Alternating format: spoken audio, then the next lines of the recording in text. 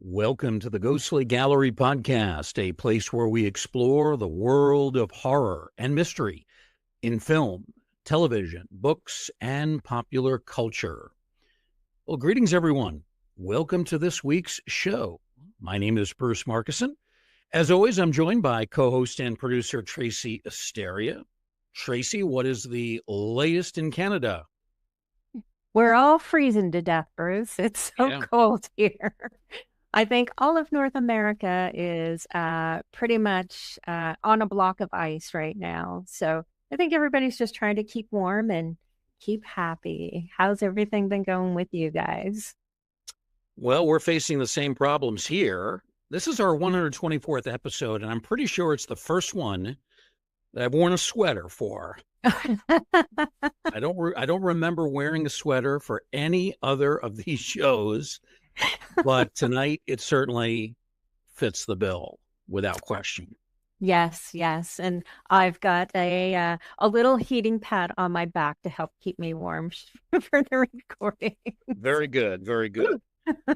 Well, Tracy, we're going to get to our main topic of discussion in a moment, but before we do that, we have a couple of new films to talk about. But before all of that happens, we are going to talk a little bit about the Oscar nominations, which came out a few days earlier. And one of the big stories, really the headline, Sinners gets a record 16 nominations, including nomination for Best Picture. Frankenstein, the Guillermo del Toro movie, gets 9 nominations. And depending on how you categorize certain films, whether you consider them truly horror or maybe science fiction or fantasy, you've got in the range of about 28 to 30 nominations in total for the genre of horror. This is pretty amazing. This is almost an unprecedented season for horror and the Oscars 2026. And it's bodes really well for the industry and for what we do here. Oh my gosh, absolutely. I was kind of on a balance between being shocked at Mm. such great nominations and not surprised at all because I think a lot of these films really deserved to be in the nominations this year. So I was so proud, I guess, to see a lot of the horror films on this list. So I think it's a really great move, and I think it's positive for the genre. You know, we saw last year a lot of attention was paid to The Substance, which was nominated for Best Mm, Picture. mhm. We didn't really care for it that much, and we both wondered why Nosferatu, which came out very late in 2024, was not included among the nominations. But this year, we've got Sinners and Frankenstein, both legitimate horror films, both nominated. Then you've got Begonia from the sci-fi category. And Mhm. you could have made an argument for Weapons also being nominated. It was not for Best Picture, but Amy Madigan for the wonderful character of Gladys, nominated for Best Supporting Actress. Right. So the numbers are just staggering. And finally, we're starting to see horror get some respect from the Academy. Oh, absolutely. It's about time too. And there's so many great movies and I have a feeling that, 2026 might be another good year. So Yeah. I think it's their time to shine for sure. Yeah. A few people have asked me, do you think Sinners should be Best Picture? And it's really impossible for me to know because, frankly, I haven't seen most of these films that are outside of horror. I haven't seen The Secret Agent or Marty Supreme or F1. You know, I spend most of my time with horror and sci-fi, although I've not seen Begonia. I should take care of that. So it's hard for me to know if Sinners should win, but there's no doubt that it should be nominated, which it has Mhm. been. And the fact that it did get a record 16 nominations overall, that's not just the high for this year. That's a high in the history of the Academy Awards. So based on that, you'd think the chances of it winning Best Picture are pretty darn good. And I think we'd all love to see that. Oh, my fingers are absolutely crossed. I think it's so well deserved, and to be nominated for some of these categories is amazing. And Bruce, you definitely have to check out Begonia. I really enjoyed it. I thought it was an excellent movie. Um, Very surprising and an interesting twist. So it's definitely more of a sci-fi. And I've heard it kind of categorized as like a dark, dark horror comedy at the same time. Really? But it's definitely, I didn't think there was anything really funny about it. Yeah. But definitely it's worth checking out for sure. Now, I know Emma Stone is starring in it. Didn't she also direct this? I don't recall. She may have. I Yeah. know she did play a very big part, and the other actor was Jesse Plemons, I believe that's Yep. his name. He was also quite excellent as well. It was just um I didn't know what to expect, and after we had spoken with Josh, because he had seen this movie, Josh Hitchens, um he raved about it. So as soon as it was available to watch, I definitely went to see that, and I was floored. It was really good. Yeah, you pay much more attention to Josh's recommendations than mine, which I have noticed, by the way. Well, after Count Yorga, right? Well, that's right. I'll never hear the end of that. I'm still a No. defender of Count Yorga, Robert Quarry. We'll have to pick up that discussion at another time. But looking Yeah. forward to the Oscars mid-March, and we'll see if Sinners, Frankenstein, or Begonia do in fact emerge as the winner of Best Picture. But the fact that you've got three from horror and sci-fi among the nominations is really an excellent development. Mhm. It's a tribute to quality of films from the genres in 2025. All right, Tracy, on this week's show, you and I are going to discuss in depth two new movies, both of which have been recently released into theaters. The first one is called Primate, which deals with an interesting chimpanzee. And the second is 28 years later, The Bone Temple. And that comes on the heels of last year's 28 years later film, which we've talked about in depth on this show. So we're going to talk about both of these movies. And as we speak, they're both still in theater. We're going to begin with Primate. And Tracy, you're going to take the lead on this one. You've got a summary of this film's storyline for us. I do. So Primate was released just this past January the 9th, and it was directed and co-written by Johannes Roberts. And he's known for movies like 47 Meters Down and Resident Evil Welcome to Raccoon City. So the movie opens up with a very intense scene involving a violent animal attack. It's brief, chaotic, and it definitely sets the tone for what is coming forward in this movie. So the story follows Lucy, who is returning home to stay with her father and her sister.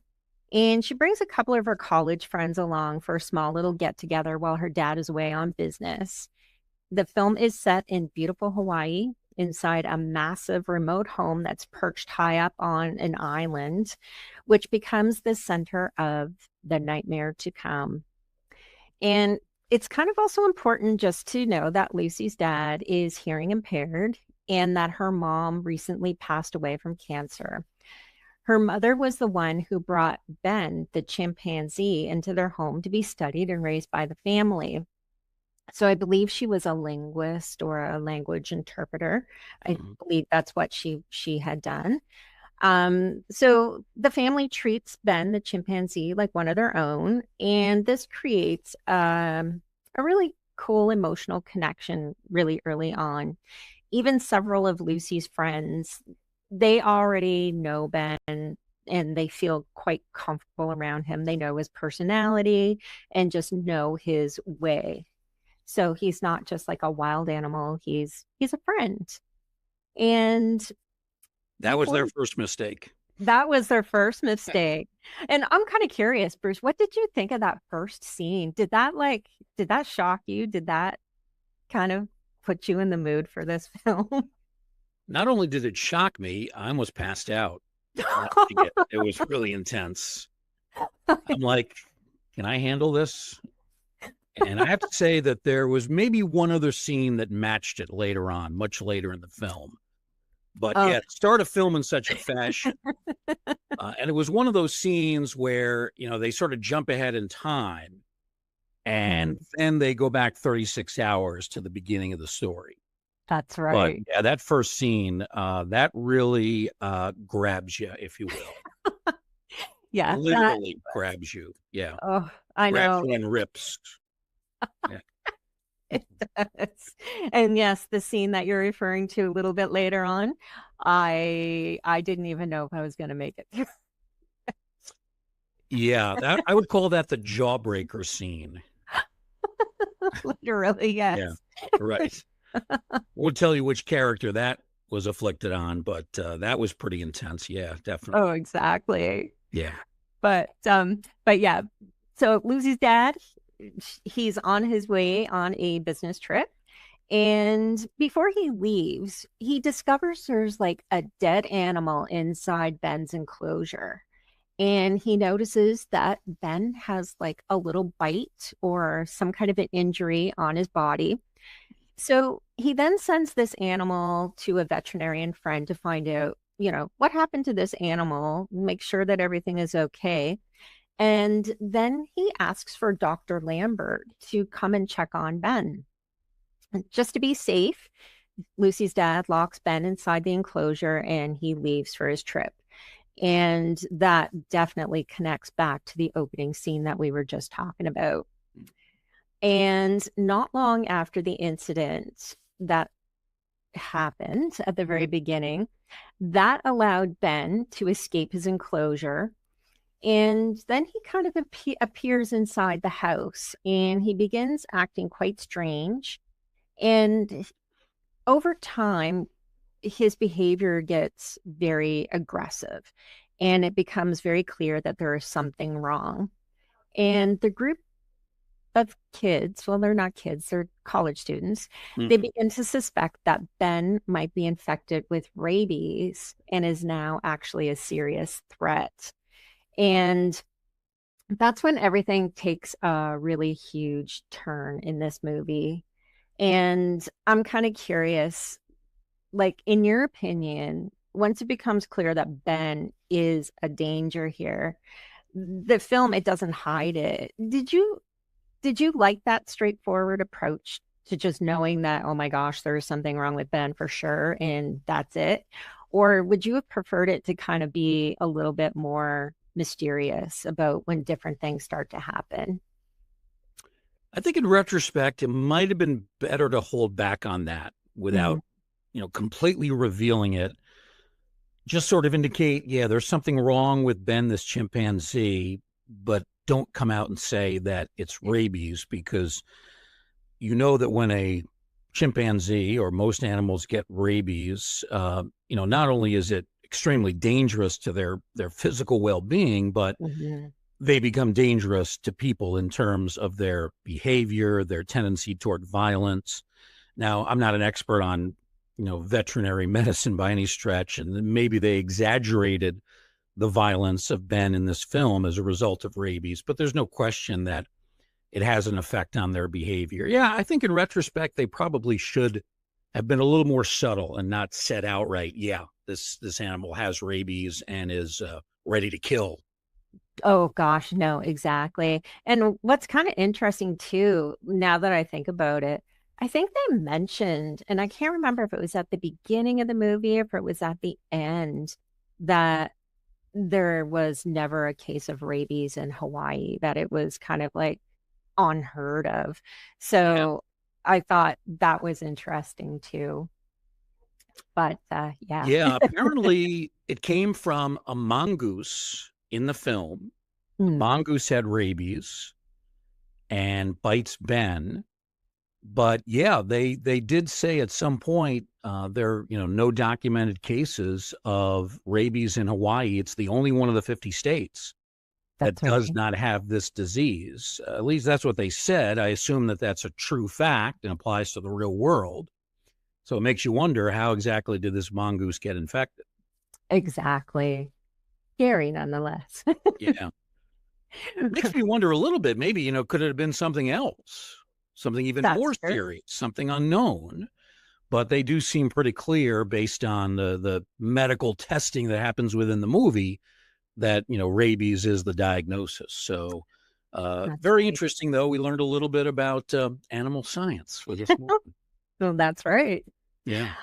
But after this point, though, the film it definitely ramps up for sure. Mm. The action level, it's a huge, huge scene here. It's very tense, and everybody is fighting for survival here. Ben the chimpanzee, he's starting to attack.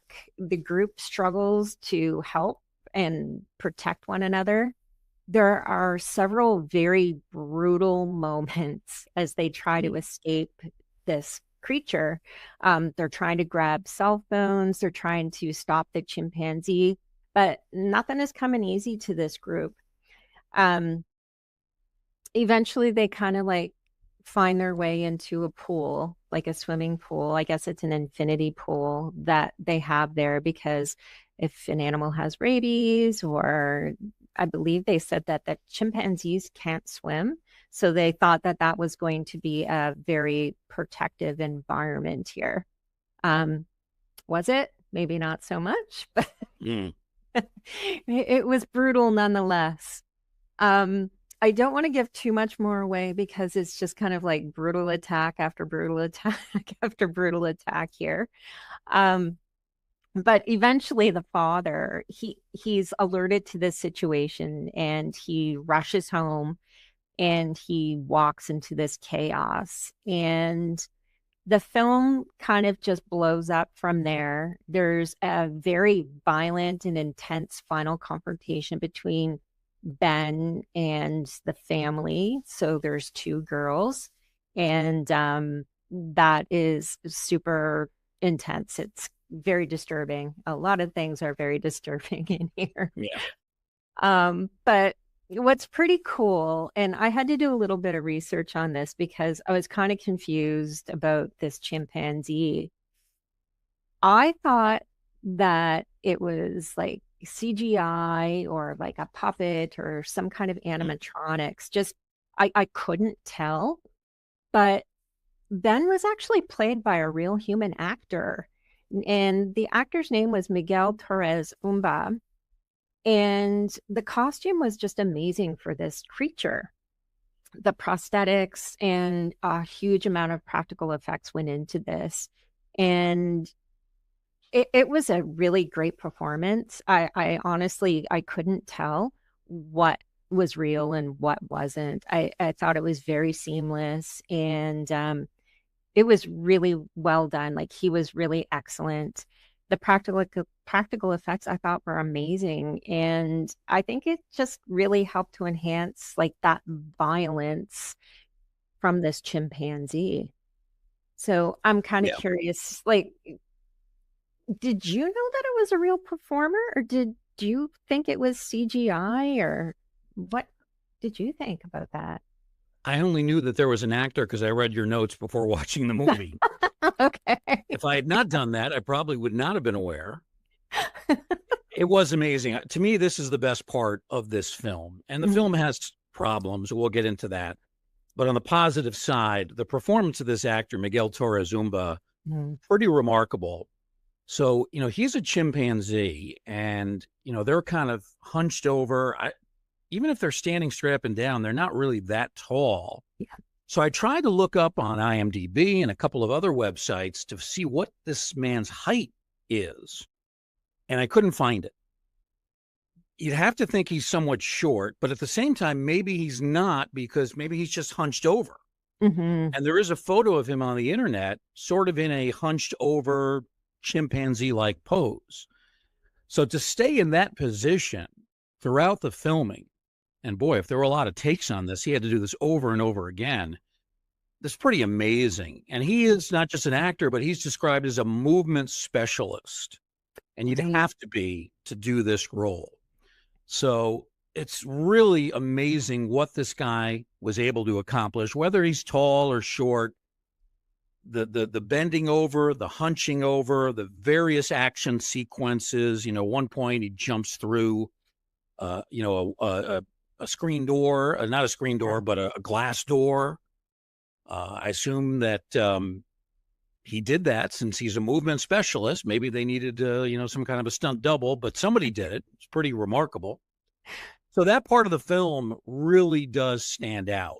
Yeah. You're looking at the movie and you're looking at this chimpanzee. It looks like a real chimpanzee. It It doesn't does. look fake. It doesn't look like CGI.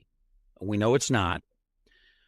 But at the same time, you might think, well, maybe they just trained the chimpanzee to do all these different stunts and to behave in such a way. There's also some sequences where he has a touchpad and he can actually touch buttons or spaces on the touchpad and can communicate with the family members. So this is a highly intelligent chimpanzee, and he's able to handle, computer technology in a sense. So it's pretty remarkable what they were able to pull off. And that really is the highlight to me.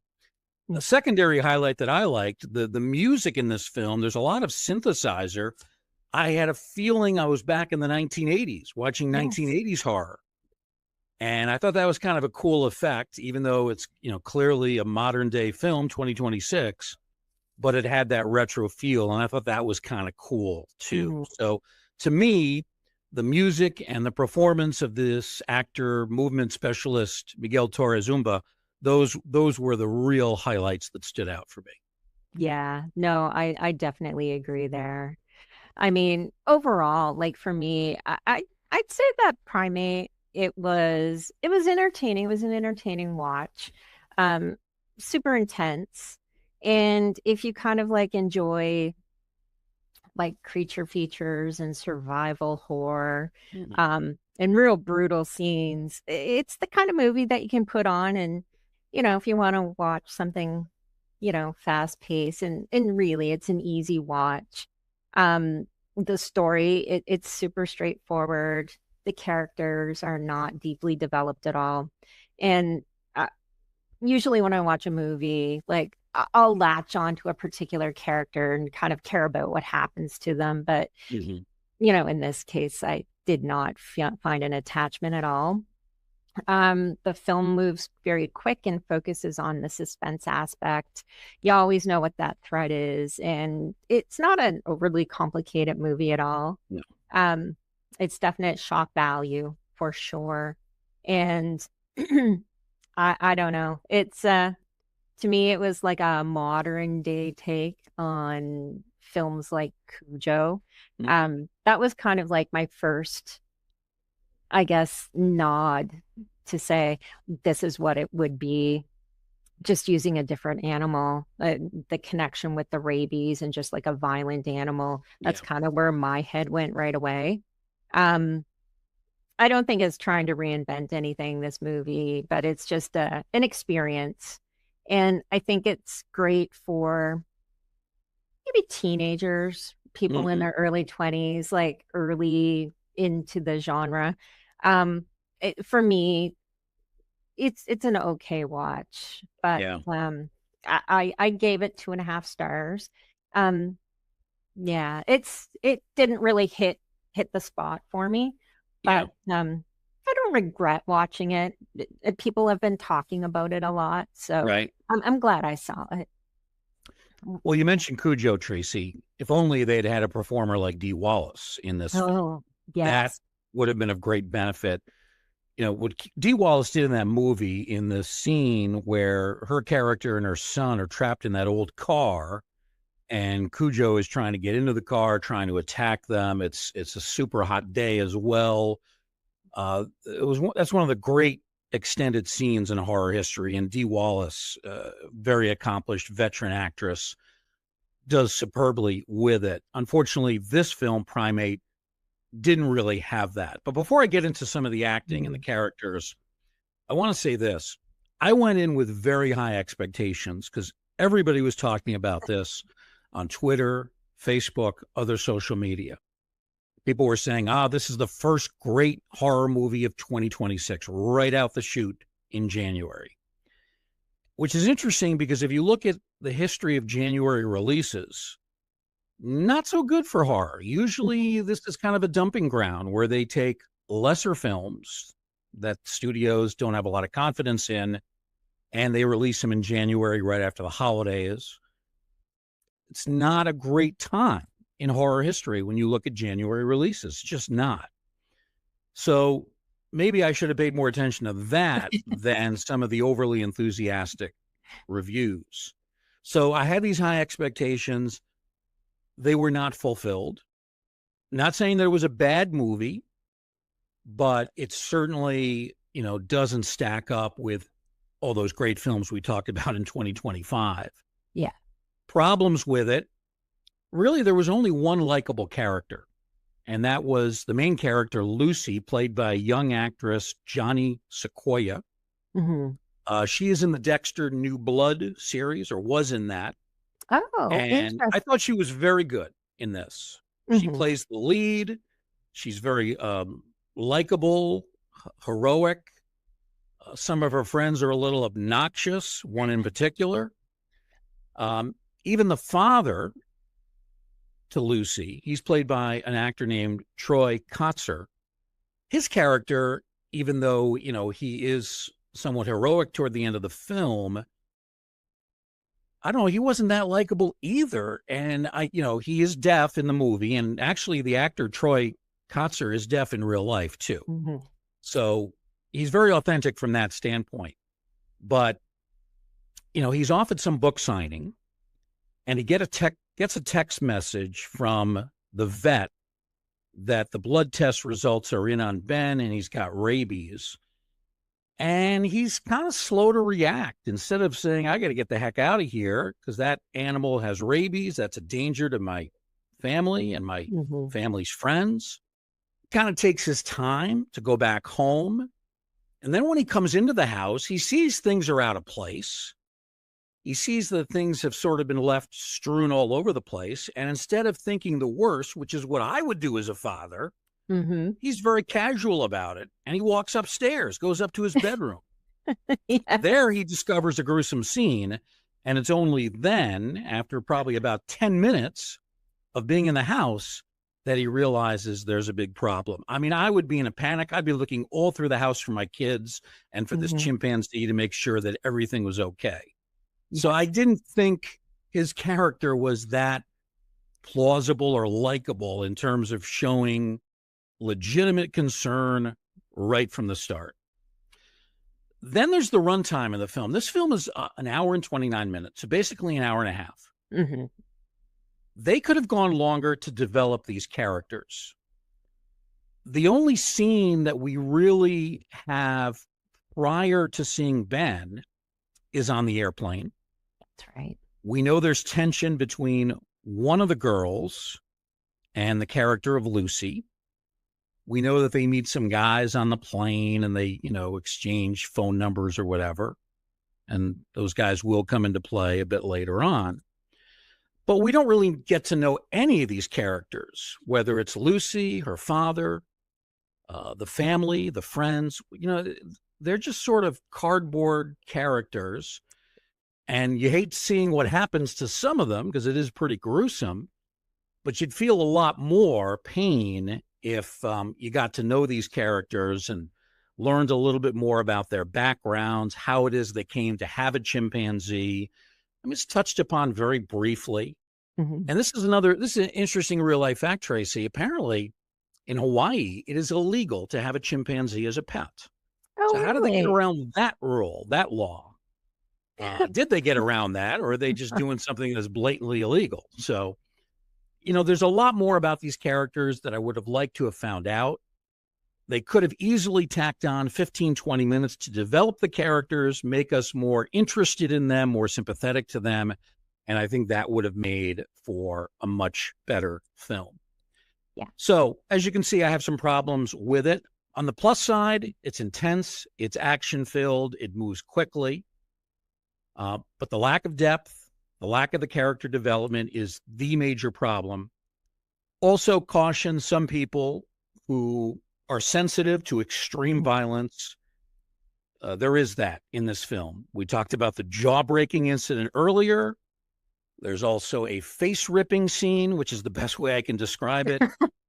this is pretty intense stuff. Now, you and I, we can take it because we're kind of used to it, but for some viewers, this might not be the kind of content they want to see. Doesn't make it a lesser movie, but it's just kind of a warning for people that might not enjoy that extreme level of gore. I think potentially this could have been great with better character development. It could have been a much better movie and legitimately could have ranked in retrospect. Who knows what, with what's coming out later in the year, but maybe this could have been one of the best horror films of 2026.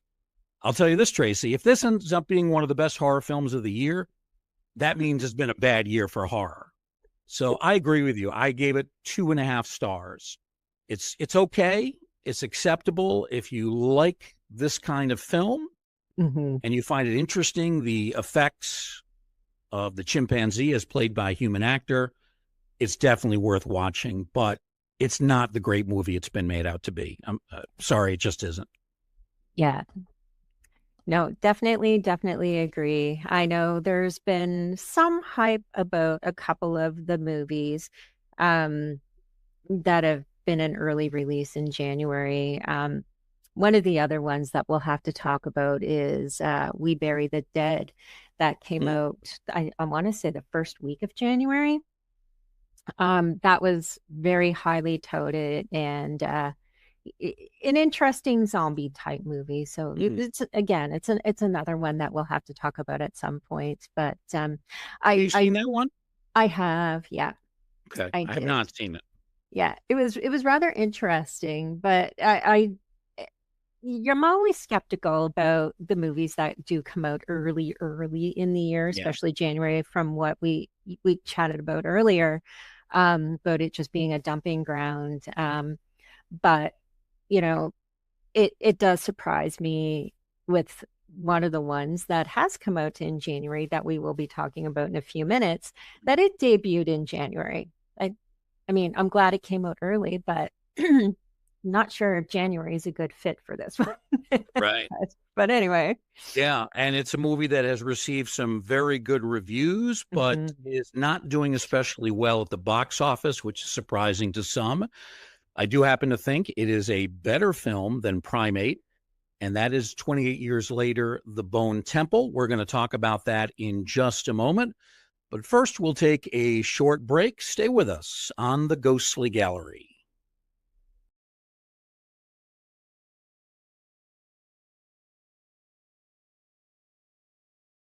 Welcome back on the Ghostly Gallery podcast. Bruce Marcuson along with Tracy Asteria.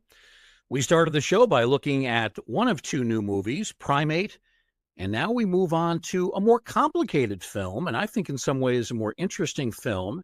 It's the fourth in the 28 Years Later series, The Bone Temple, directed by Nia DaCosta, debuted in theaters on January 16th, so it is brand new.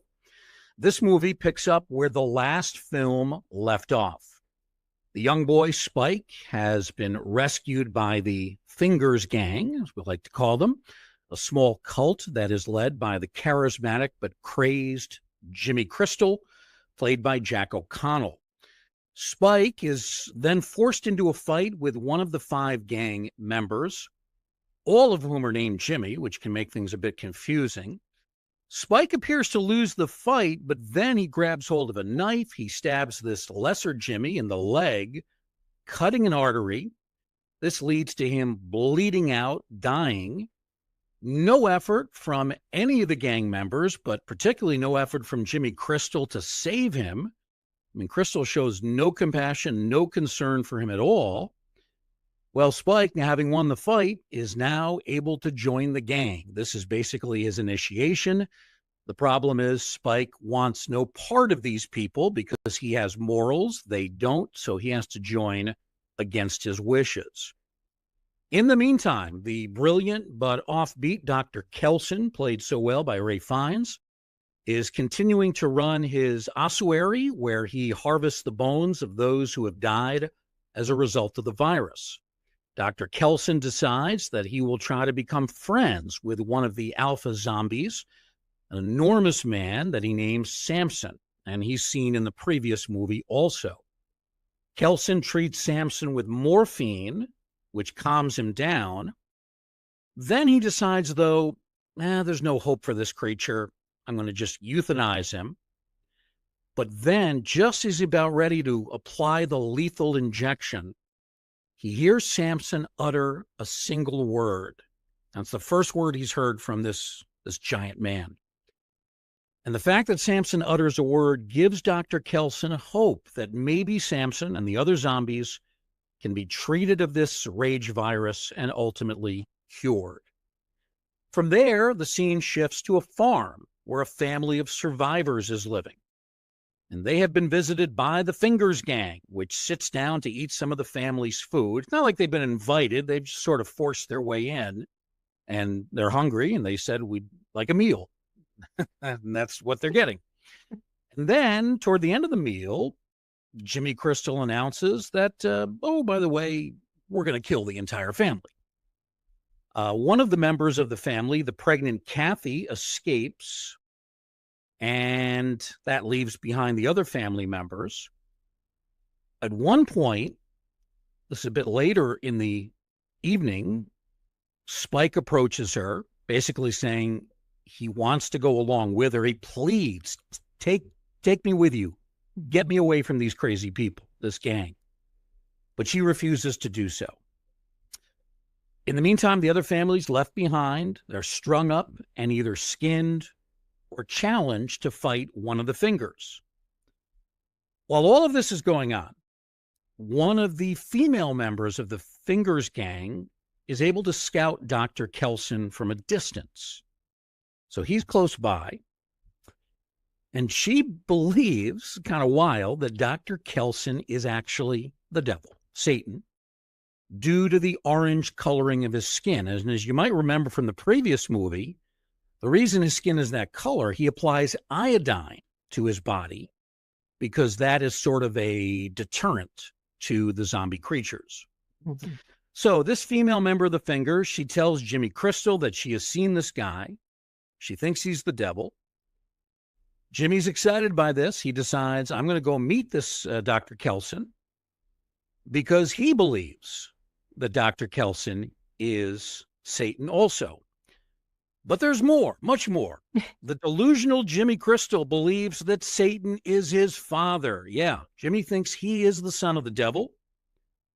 But when he meets Dr. Kelson, Kelson assures him, no, I'm not the devil. I'm not Satan. Sorry to disappoint you.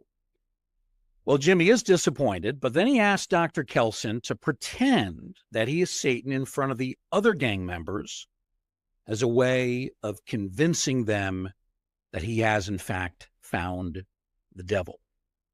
And by the way, the term that Jimmy Crystal uses, he refers to the devil as Old Nick, which I guess is a kind of an old nickname for Satan. And that's the way that he always refers to that character. Ultimately, this is going to lead to a climactic confrontation between the Fingers gang and Dr. Kelson, who at first puts on an elaborate and believable satanic show. That's a pretty wild scene, too. Yes. But when it comes to an end, eventually more violence does ensue. And then after that, there's an indication of another movie coming out, more developments on that to come. So that's the storyline. It's a pretty wild movie, very unpredictable. Tracy, I'm curious what your immediate reaction to this film was. Oh, gosh. Well, Bruce, I was really, really excited to see this movie. As I mentioned before on another podcast that we chatted about, over the Christmas holidays, I went and I binged the 28 Days Later, 28 Weeks Later, and 28 Years Later movies. And I really forgot at the time just how solid the first two movies were. Mm-hmm. So when I watched 28 Years Later, like I was blown away at that movie. So by the time The Bone Temple came out, my expectations were just way over the top. So I was really, really excited to see it. I really loved how this film picked up seamlessly right where the last one left off. And I felt like we were kind of dropped right back into the 28 work 28 years genre without missing a beat. And there's a lot that goes on in this story. There was never a dull moment, honestly. I was completely fascinated by Dr. Kelson and Samson. So their whole idea of the, I guess some people call it the bromance, but it was like really interesting. The idea that Dr. Kelson could get so close to this huge infected alpha and possibly discover a way to cure the infected. And I thought that was like such an interesting path to take on this movie. Mhm. And Jack O'Connell, who plays Jimmy Crystal, superbly sketchy in this movie. I loved every second that he was on screen. The carnage in this movie, it was shocking, and sometimes it was really kind of hard to watch. You had chatted about the family that the Fingers gang visited. That was kind of a little bit difficult to watch, but it was definitely very suitable for this movie. And the whole Teletubbies references, I have to say they were spot on. It was a callback from the initial segment of the 28 Years Later movie. So how that movie opened up, that's where the Teletubby references keep coming in. And, I'm very familiar with the Teletubbies. I was a faithful watcher of this show when my oldest was a small toddler. So, the Tinky Winky and the Dipsy and the Lala. I knew everything that they were talking about in the Tummy television sets. The Dipsy dance. It was, yeah. Let's just say I just love this film. So. Yeah. Is it true you have every Teletubby episode on video? You weren't supposed to say that to anybody. That was a big hit for a while. That was a top tier kid show in terms of popularity. I'm not so sure about the content, but it was popular, no question. Oh my gosh. Well, the theme song, I used to know it off by heart. I don't quite know it, but yeah, the creepy sunshine smiling baby. Yeah. That's a horror movie on its own. It is interesting how this series, they keep referring to other films. They keep circling back to some of the things that started at the beginning or started early or happened earlier. And it's nice that it does that because, sometimes when you get into franchises where there are so many sequels, they kind of forget where they came from. And they don't really do that with this series. Now, I know some people don't like the fact that there aren't really that many zombies in the movie, and there really weren't in the last. There were more in the last movie. In this film, we have Samson, who has several scenes with Dr. Kelson. We do have a scene where zombies are attacking the family that lives at the farm as they're, I guess, out on some kind of a hunt and then heading back home. But really, the focus is not on zombies. It's on, Dr. Kelson. It is on Spike. It is on Jimmy Crystal and these fingers. And that's where everything really revolves. And the true villains are not the zombies. It's the humans who know what they're doing and are just, some of them are evil. Yeah. And so, Tracy, there's some interesting background with this film, and I thought we should take a few minutes to go over some of it. First off, this film was shot back to back with last year's movie. And I was thinking that must have created a tremendous grind for actors Ray Fiennes and Alfie Williams, who are prominent in both films. But they were certainly up to the task. They didn't show fatigue, and they were able to get these films done back to back. I can only imagine, how many weeks that was working on this. But they both do great jobs. Fiennes an established actor, and Alfie Williams, young kid, can't be more than 12, 13, 14. Yeah. And he's terrific. He is an actor. It's hard to believe an actor can be so good at such a young age, but he really is. Other interesting background, the actual Bone Temple where Dr. Kelson resides, this set was constructed using 5,500 skulls and 150,000 individual bones. These are not actual human skulls in terms of, from the deceased. These were created, they were made, 5,500 skulls, 150,000 individual bones, all individually cast and assembled. And those vertical uprights that you see, and from a distance, they look like they're wood, but when you get close up, you see they're actually made from bones. Wow. And there are 1,000 of those vertical uprights on this set. So the amount of money and time and effort that went into creating this backdrop, remarkable. Then we have the character of Jimmy Crystal, who was first introduced to us at the very end of last year's 28 Years Later film. And our friend Kirk Hazen, he was the first to really fill me in on this character, because I knew nothing about the fact that he's based on a real-life media personality and DJ who was named Jimmy Savile. And this guy was an eccentric character, at one time very popular in Great Britain. He had kind of a cult following. He was known for his charitable work, raised money for a number of hospitals, was really treated like a hero. He also hosted some popular shows on BBC television, shows called Top of the Pops and Jim'll Fix It. But then, after his death in 2011, it's only, 15 years ago, hundreds of allegations of sexual abuse made against him were investigated. Many were found to be credible, leading the authorities to conclude that this guy was indeed a predator and a serial sex offender. So he went from being treated like a hero during his life to now being absolutely reviled for being just a sick individual. And he is the basis for this character of Jimmy Crystal.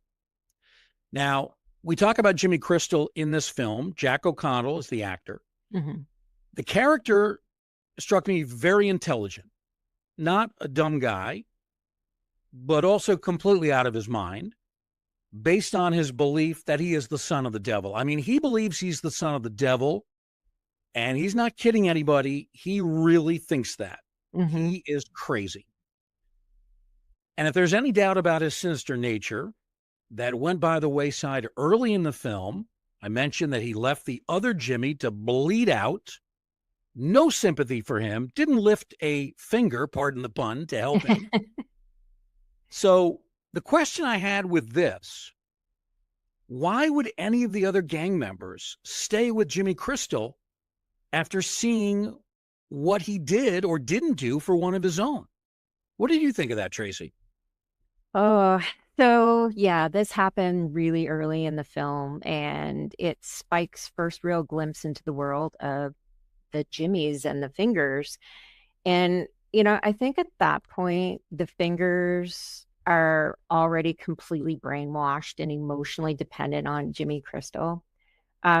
He is like so over the top, but he's also really controlling. He uses fear and this false sense of purpose, and he's very the charisma this guy has is just, you're kind of like, I guess, brainwashed watching him and listening to him. It's it's like a cult. I mean, they're not just following him for the sake of following him. They believe in him. They believe he is the son of the devil, and they believe he's the guy in charge and there's nobody else. And I think, like, once somebody reaches that level of devotion, they'll do whatever he says, and they'll justify whatever happens, even as horrific as letting one of their own people die. But I also think it's about survival, because if you think of the conditions that these guys live in with all of these monsters, zombies, alphas, they know how dangerous it is out there, but they also know how dangerous Jimmy Crystal is. And they know that crossing this fella could mean their own death. So they stay loyal to protect themselves from the alphas and the monsters and Jimmy themselves.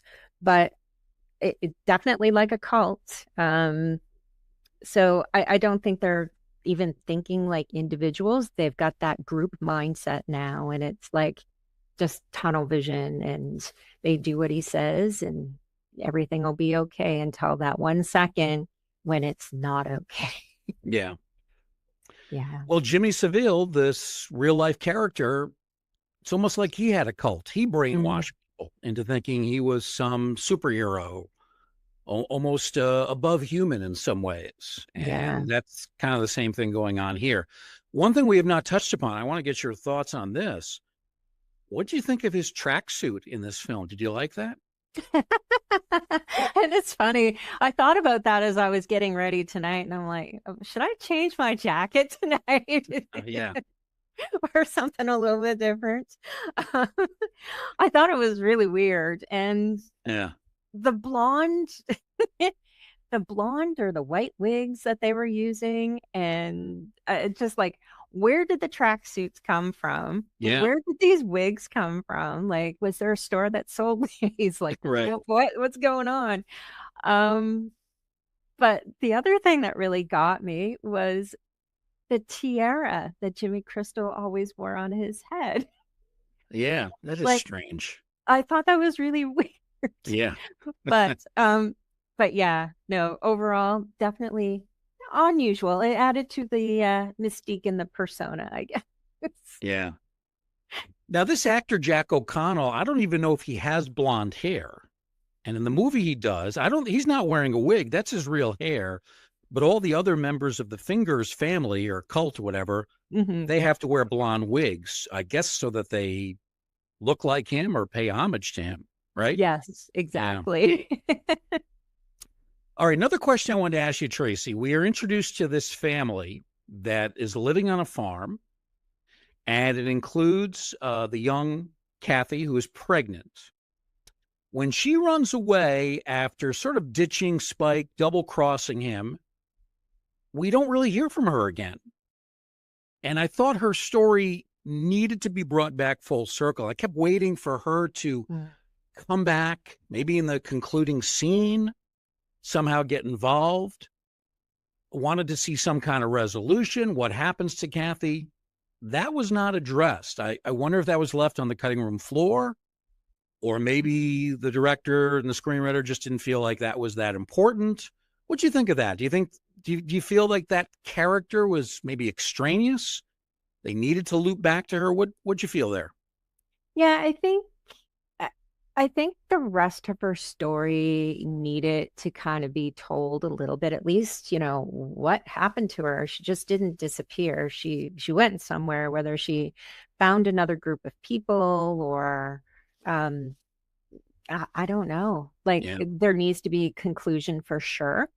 But there is another movie coming out. Yeah. And they might kind of circle back to her story. I think, it would definitely be well-deserved just to kind of hear a little bit more what happened. Yeah, I think that's probably a good guess that we'll hear about Kathy in the next film, which I'm assuming is going to be the last movie, but I may be wrong with that assumption. So these are some of the questions I had in my mind. And despite having some problems with, the continuity here and some of the believability, and despite the general lack of zombies, which we talked about earlier, I thought this was a very good movie. Ray Fiennes, as he was in the previous film, was excellent as the mysterious Dr. Kelton, who's very weird but very moral. Ultimately, he's desperately trying to find some kind of a cure. And the fact that, he keeps all these skulls around, he's not doing this in a ghoulish way. He's doing it as a tribute to the dead, to the people that have suffered the ultimate sacrifice. O'Connell is great in the role of Jimmy Crystal. Terrific mix of charisma and downright evil, along with craziness. And then this young actor, Alfie Williams, again plays Spike very well. I thought in some ways he was pushed into the background. I would have liked to have seen more from him. Maybe we will in the next movie. And then the setting of that bone temple was just striking. The bones used to create pillars and monuments in this ossuary. And it all sets us up for another film in the series. I like this one. I've been sort of going back and forth, 3 stars, 3.5 stars.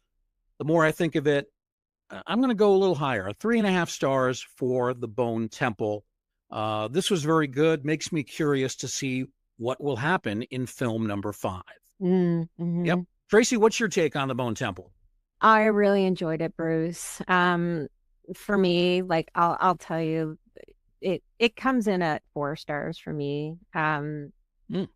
It's bold, it's strange, it's unpredictable, and it kept my attention. I was looking so forward to this, and it definitely met my expectations. The performances from the entire cast, I thought they were phenomenal. Ray Fiennes, he was excellent as Kelson, and Alfie Williams as Spike. He was, I believe he's 14. I want to say he is 14, but he's, even though the movies were shot back to back, like he really grew up. Like he really grew up from one movie to the next. And I'm really excited to see what they have in store for him in the next film. And I think that kid's got an excellent future ahead of him. And that's exciting too, to see what he's got coming ahead, even past these movies. And of course, Jack O'Connell is an absolute standout. His presence and his energy. I felt he was like an apocalyptic version of Remick from Sinners, just magnetic and chaotic. And, you definitely can't ignore his personality. Again, I found the idea that the infected might be curable, like there might be a cure. Yeah. And that moment when Samson speaks changed everything for me in this story.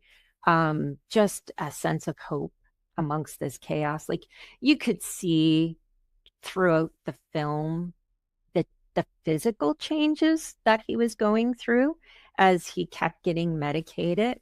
Like you could see his eyes clearing up, and like his skin was no longer, like it was just like a gradual turn until the moment where I want to say like his mind became unclouded. And I know this is a spoiler, but this is not a spoiler because it's all over the internet.